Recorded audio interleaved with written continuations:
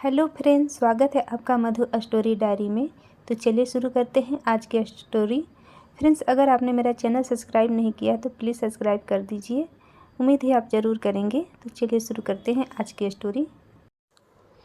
इस कहानी के जरिए जाने कि वास्तव में मानव धर्म क्या होता है। कई बार महान तपस्वी को भी मोक्ष नहीं मिलता, ऐसा क्यों? कलयुग में क्या होना चाहिए? धर्म की परिभाषा किस तरह? धार्मिक कर्मकांड करके लोग अपने आप को ज्ञानी मानते हैं, पर क्या ये वास्तव में धर्म है?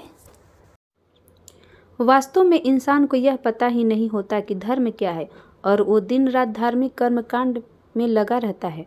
जैसे हमेशा एक बात सुनने में आती है कि तीज त्योहार पर लोग ब्राह्मण को दान देते हैं और भोजन कराते हैं।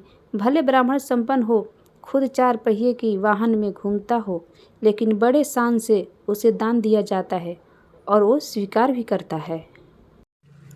आप खुद ही सोचिए, ऐसे दान का क्या महत्व होगा? अगर आप यही दान किसी गरीब को देंगे तो वह शायद उसकी कई दिनों की भूख शांत होगी, उसे जीने का सहारा मिलेगा।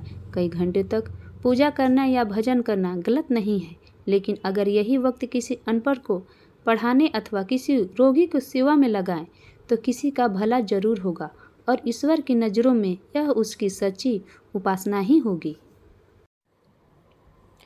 कई लोग बहुत दान दक्षिणा देते हैं, कई भंडारे एवं पूजा पाठ करते हैं, लेकिन वही किसी गरीब भिखारी को फटकार कर भगा देते हैं। क्या यह धर्म है? हमेशा ही सब्जी फल लेते वक्त पैसे का मोल भाव करते हैं, लड़ते हैं, कई बार ज़बरदस्ती कम पैसे में किसी गरीब से सब्जी या फल भी ले लेते हैं। लेकिन वही मॉल, सुपरमार्केट अथवा ऑनलाइन शॉपिंग बिना किसी सवाल के करते हैं। क्या कभी सोचा है कि किसी गरीब से 5 के 10 रुपए कम करवाने में आप कितने अमीर हो गए? लेकिन हाँ, उस सब्जी वाले के लिए इस कारण महीने के कम से कम 5 रातें खाली पेट सोई होगी।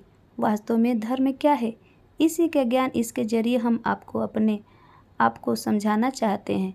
आज की कलयुग के दौर में मोक्ष प्राप्ति की तो कोई नहीं सोचता। हाँ, लेकिन सभी एक संपन्न एवं निरोग जीवन की कामना करते हैं। और अगर हम ईश्वर की यकीन करते हैं तो हमें कर्म और उसके फल में यकीन रखना ही होगा।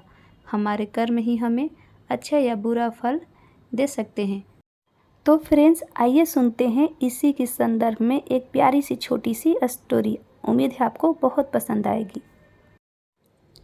एक महान संत थे जो बहुत ही प्रचंड तेजस्वी थे। उन्हें कई शास्त्रों का ज्ञान था, कई श्लोक मुँह जुबानी याद थे।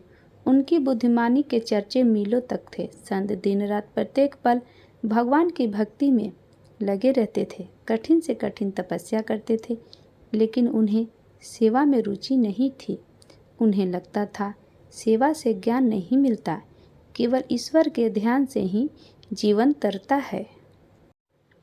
इसलिए वे दिन रात ईश्वर की भक्ति में लीन रहते थे। ना उन्हें किसी अन्य से लेना था न देना था, ना किसी का भला करते थे और ना ही बुरा।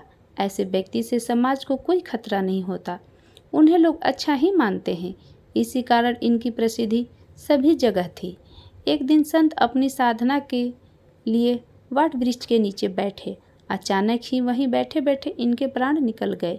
मृत्यु के बाद जब इनके सामने चित्रगुप्त आए तो उन्होंने संत को कहा, हे तपस्वी, तुम्हारा तपस्या और ईश्वर भक्ति को देखकर तुम्हें एक कुलीन प्रतिष्ठित परिवार में अगला जन्म दिया जाएगा। यह सुनकर संत दुखी स्वर में बोले, हे चित्रगुप्त, मैंने वर्षों तपस्या की, उसमें कोई कमी नहीं रखी, किसी प्राणी को दुख नहीं दिया, फिर भी मुझे मोक्ष की प्राप्ति क्यों नहीं हो रही? इस पर चित्रगुप्त ने संत को धर्मराज के सामने पेश किया। संत ने अपनी सारी व्यथा धर्मराज से कही, अपने सारे धार्मिक कर्म कांड के बारे में विस्तार से कहा।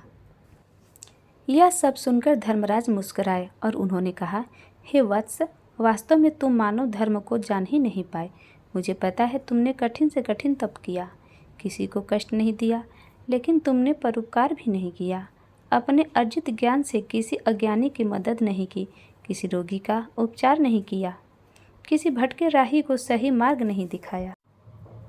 वास्तव में तुम जानते ही नहीं हो कि परोपकार ही असल मायने में मानव धर्म है। सेवा भाव से मानव जीवन का आधार होना चाहिए।